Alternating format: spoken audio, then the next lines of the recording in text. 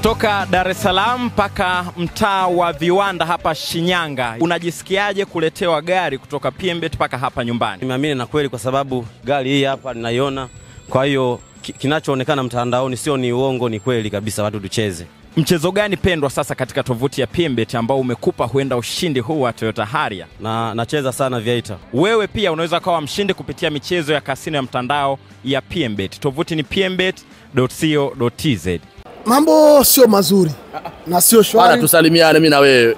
Mimi na wewe mambo vipi? Poa ndugu yangu. Mbona wewe umeanza tu kulalamika? Siko vizuri kaka, nimevurugwa. Nimevurugwa kaka. Umevurugwa na nini? Na mkutano mkuu. Kwa leo mkutano mkuu haukuwa kama ambavyo tumetarajia, kwa sababu tulitarajia ajenda ambazo zimeletwa kama ambavyo viongozi walituletea kwenye maeneo yetu ya matawi, tuje zisomwe hapa kupitia meza kuu, kisha wanachama tuweze kuzichakata, tuzidigest, kisha tuzitohoe, maana yake tuweze kuzirasimisha, kuzipitisha au kuzikataa kwa maslahi ya Simba au kuzipitisha kwa maslahi ya Simba. Lakini kilichofanyika leo ni kama tumesomewa taarifa ya habari.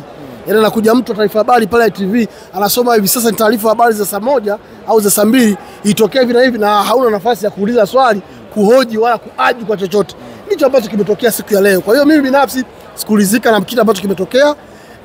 Ajenda za maboresho ya katiba ya klabu ya Simba ya mwaka 2018 Novemba 2025 kama muktadha wa kufanywa maboresho baada ya kusomewa na mwenyekiti wa kamati ya mpito ya hii maboresho ya katiba, wakili msomi Misangasa akiwa jopo lake wakina Advocate Kizito na wakina Hosea, wale kina Advocate Hosea na wengineo, walipaswa, au mwenyekiti wa kikao ambaye ni mwenyekiti wetu wa klabu ya Simba Murtaza Mangungu alipaswa kuirudisha ajenda hiyo kwa wanachama kwenye mkutano mkuu.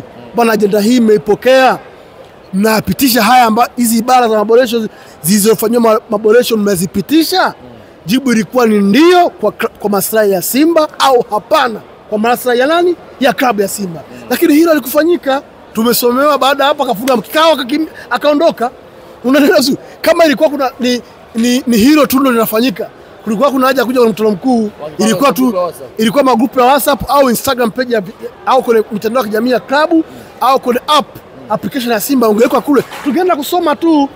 Umewatoa watu Bukoba, watu watoka Kibondo nyumbani kwetu, wametoka Kigoma, watu wametoka Mwanza, wametoka sehemu mbalimbali za nchi hii, wazee, kina mama, watu wazima, wameacha shughuli zao, wamekuja mkutano mkuu ambao umeanza saa 3:45, umeisha saa 5:18, my brother.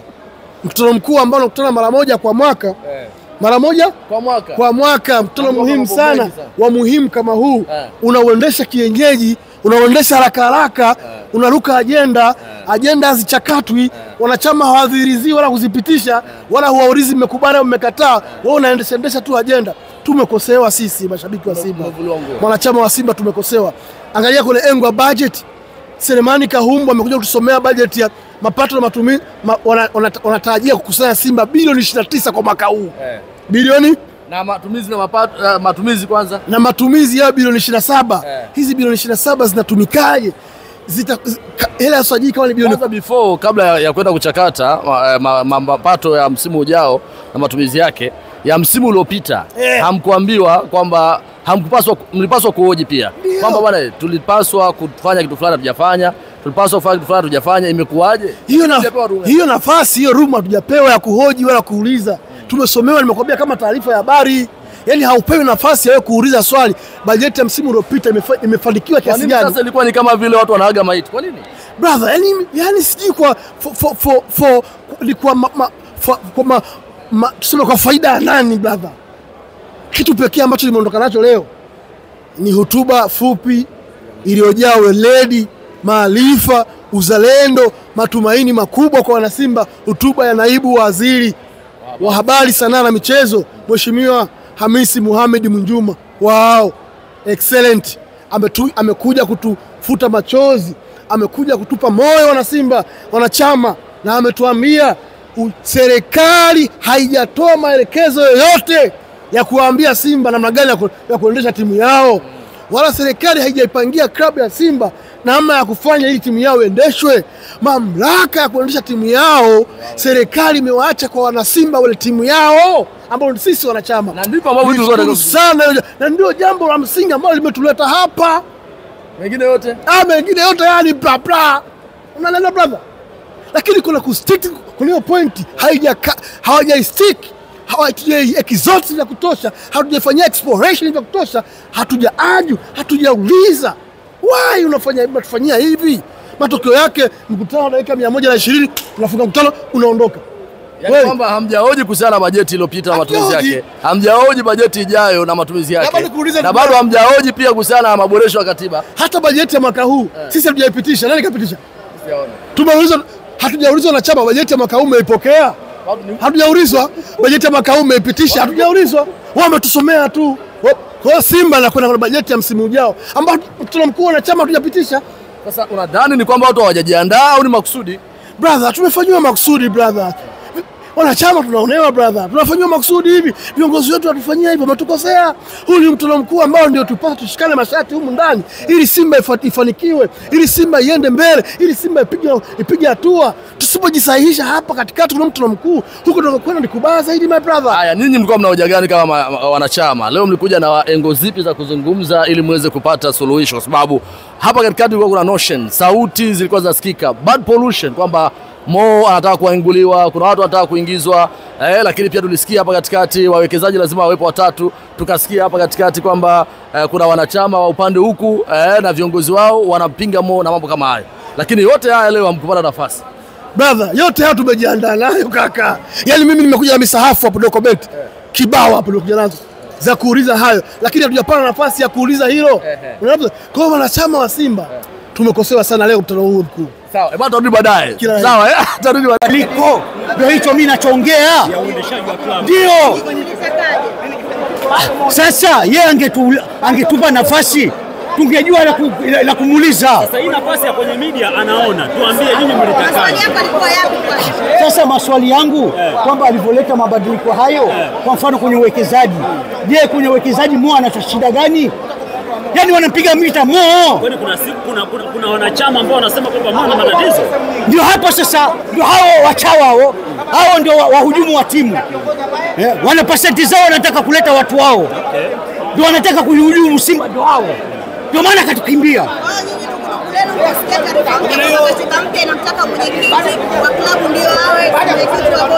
Wewe mwandishi, wewe mwenyekiti wa mwanachama muhuni namna kiasi hicho. Huyu muhuni mtapeli. Leo tumeweka mwenyekiti wa bodi. Anastahili kweli? Ndio aimalize Simba kabisa. Ngoja, Muhindi. Shusha kidogo Jasmine. Najua una hasira. Wewe ni mmoja wa watu ambao una uchungu sana na Simba. Sana wanafunzi. Leo mmeonekana mkiwa na kelele na humtaki mwenyekiti, lakini hoja zote ambazo zimezungumzwa ni kuhusiana na Mohamed Dewji kuongezewa sasa wawekezaji wafike watatu.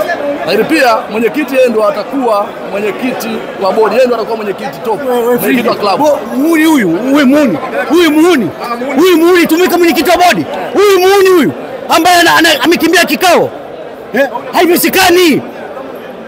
Alafu unajua nini Friji, kwamba leo sisi tulikuwa na hoja, kwa mfano kama ninyi mnasema wawekezaji wawe watatu, sisi tulikuwa na hoja kwamba kama mnataka wawekezaji watatu basi Mo achague wawekezaji wengine wawili anawataka yeye.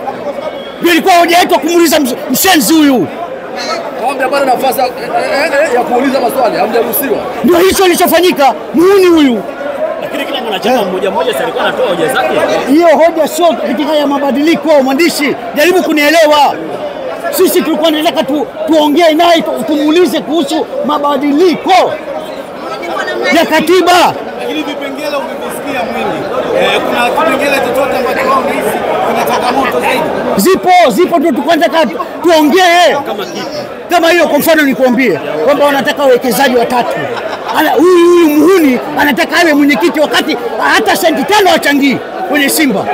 Yaani wewe unataka uwe juu ya mwekezaji. Kwani wewe una akili zako timamu? Kwa namna hiyo unaiona Simba ikifika mbali usiku. Ifike wapi mbali na viongozi kama hao? Kwa hiyo huna matumaini kabisa na Simba kwa namna ya uongozi. Mimi sina imani na huyu. Mimi toka zamani sina imani naye. Huyu ni chawa. Huyu katumwa. kuhujumu Simba. Huyu Mangungu huyu. Chawa wa Yanga huyo, katumwa. Huyu katumwa. Ndio huyo. Ndio huyo anavudisha majezi kila kitu huyo huyo. Leo anakimbia kikao. Umeona wapi anakimbia? Mwenyekiti anakimbia kikao.